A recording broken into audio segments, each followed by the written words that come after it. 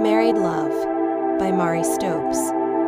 Chapter 4. The Fundamental Pulse. The judgments of men concerning women are very rarely matters of cold scientific observation, but are colored both by their own sexual emotions and by their own moral attitude toward the sexual impulse. Men's statements about the sexual impulses of women often tell us less about women than about the persons who make them. H. Ellis. By the majority of nice people, woman is supposed to have no spontaneous sex impulses. By this I do not mean a sentimental falling in love, but a physiological state of stimulation which arises spontaneously and quite apart from any particular man. It is in truth the creative impulse and is an expression of a high power of vitality. So widespread in our country is the view that it is only depraved women who have such feelings, especially before marriage, that most women would rather die than own that they do at times feel a physical yearning indescribable, but as profound as hunger for food. Yet many, many women have shown me the truth of their natures when I have simply and naturally assumed that of course they feel it, being normal women, and have asked them only, when?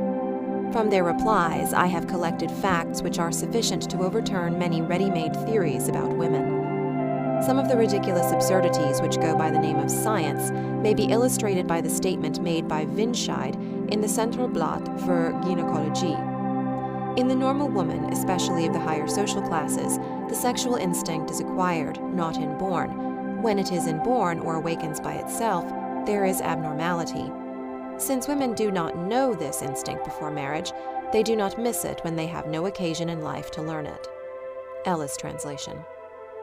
The negation of this view is expressed in the fable of Hera, quoted by Ellen Key. Hera sent Iris to earth to seek out 3 virtuous and perfectly chaste maidens who were unsoiled by any dreams of love.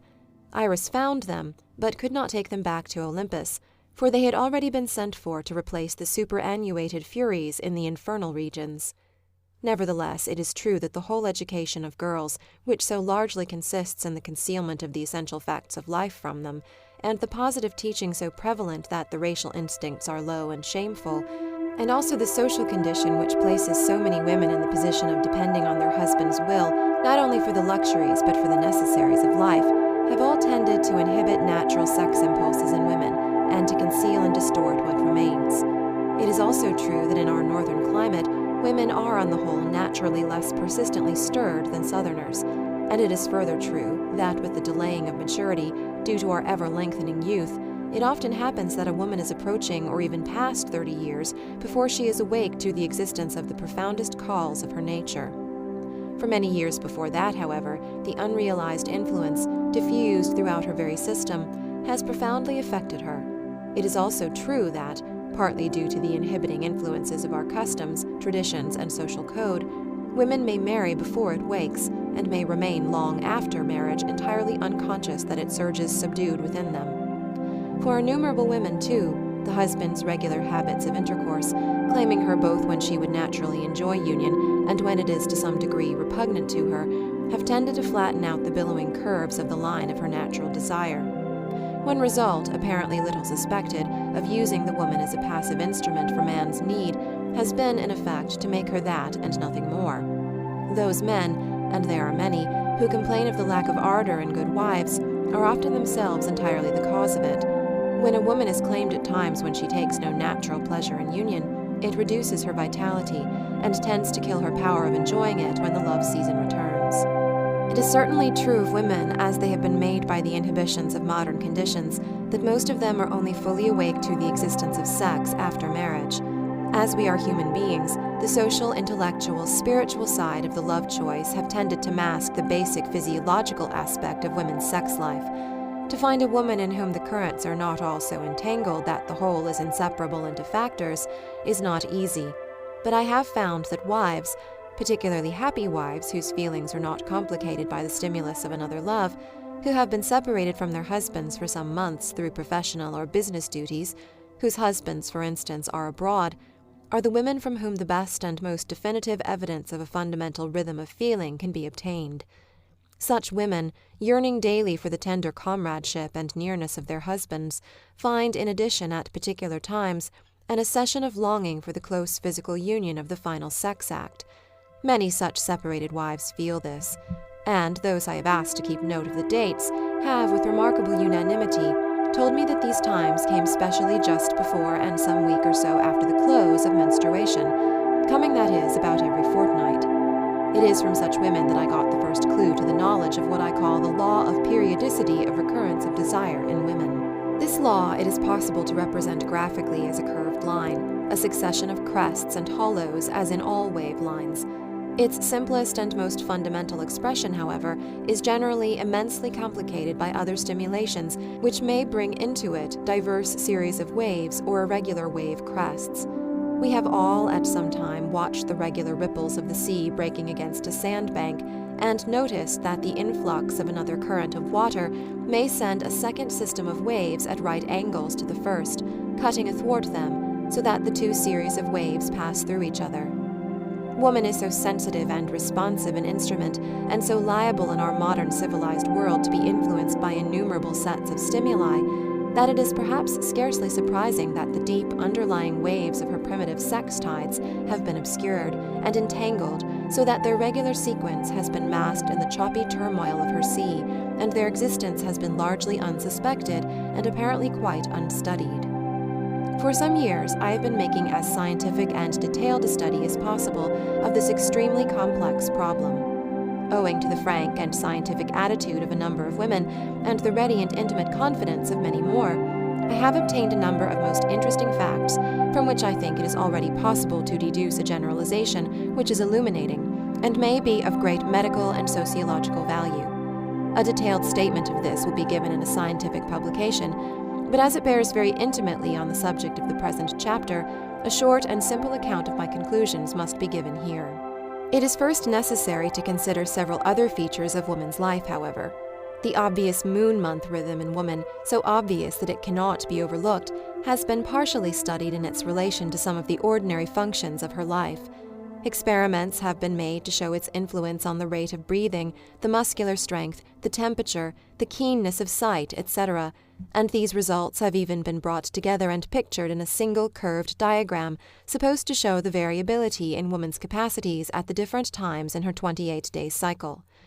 But it brings home to one how little original work even in this field has yet been done, that the same identical diagram is repeated from book to book, and in Marshall's Physiology it is taken from Selheim, in Havelock Ellis from Van Ott, and in other books is recopied and attributed to still other sources, but it is always the same old diagram. This diagram is reproduced by one learned authority after another, yet nearly every point on which this curve is based appears to have been disputed. According to this curve, woman's vitality rises during the few days before menstruation, sinks to its lowest ebb during menstruation, and rises shortly after, and then runs nearly level till it begins to rise again before the next menstrual period. This simple curve may or may not be true for woman's temperature, muscular strength, and the other relatively simple things which have been investigated. My work and observations on a large number of women all go to show that this curve does not represent the waves of woman's sex vitality. The whole subject is so complex and so little studied that it is difficult to enter upon it at all without going into many details which may seem remote or dull to the general reader. Even a question which we must all have asked, and over which we have probably pondered in vain, namely, what is menstruation, cannot yet be answered. To the lay mind, it would seem that this question should be answerable at once by any doctor, but many medical men are still far from being able to reply to it even approximately correctly. There are a good many slight variations among us, ranging from a 3 to a 5 weeks month, but the majority of the women of our race have a moon month of 28 days, once during which comes the flow of menstruation.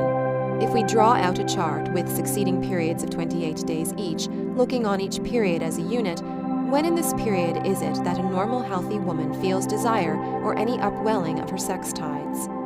The few statements which are made in general medical and physiological literature on the subject of sex feeling in women are generally very guarded and vague. Marshall, for instance, says, the period of most acute sexual feeling is generally just after the close of the menstrual period. Ellis speaks of desire being stronger before and sometimes also after menstruation, and appears to lean to the view that it is natural for desire to coincide with the menstrual flow.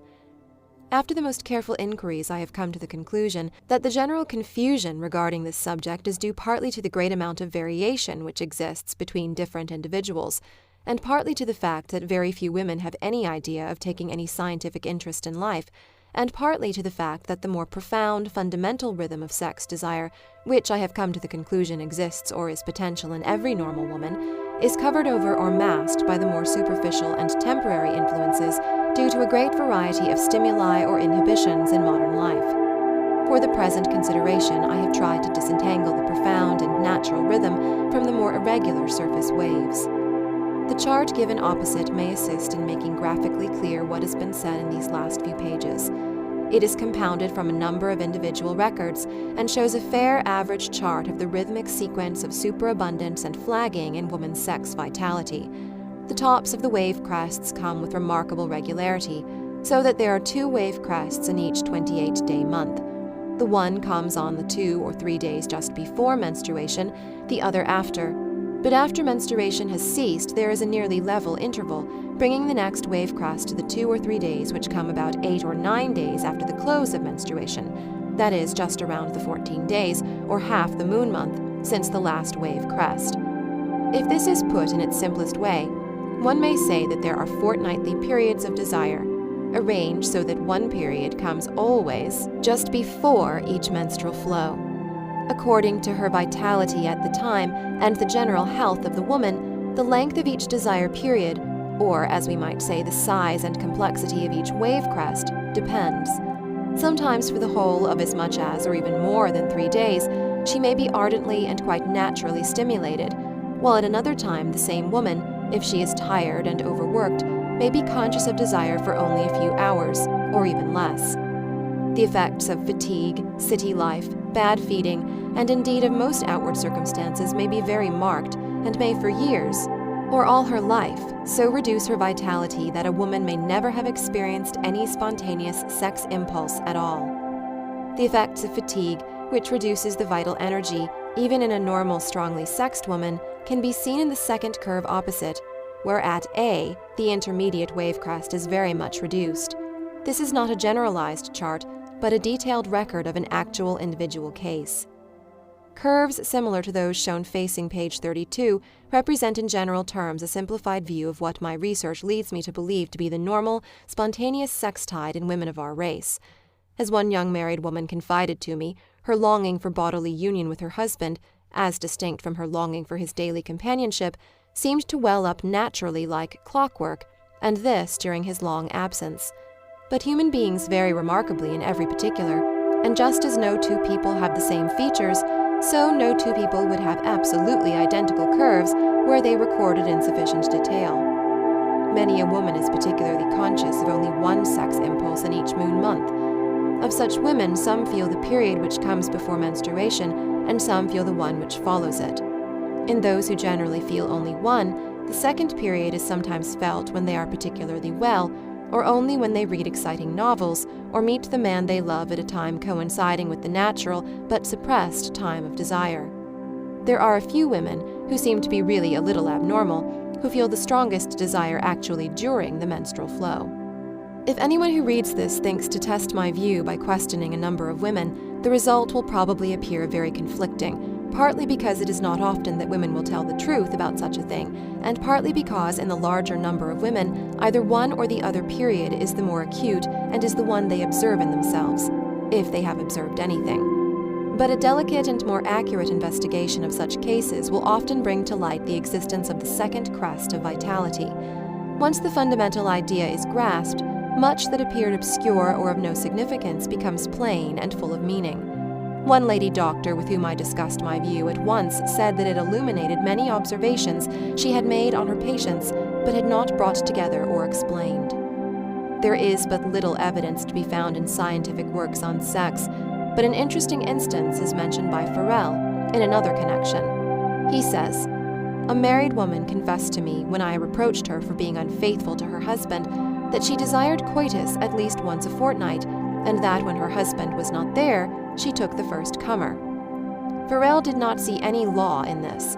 We may perhaps all see in her want of self-control a grievous moral abnormality, but in her fortnightly periods of desire, she fits perfectly into the physiological law, which, it appears to me, governs the normal sex tides of our race. In this connection, it is of interest to note the decrees of the Mosaic law regarding marriage intercourse. Not only was all intercourse with a woman during her menstruation period very heavily punished, see Leviticus 20:18, if a man lie with a woman having her sickness, both of them shall be cut off from among their people, but the Mosaic law provided that women should be protected from intercourse for some days after each such period. The results obtained by my independent investigation thus find some support in this ancient wisdom of the East.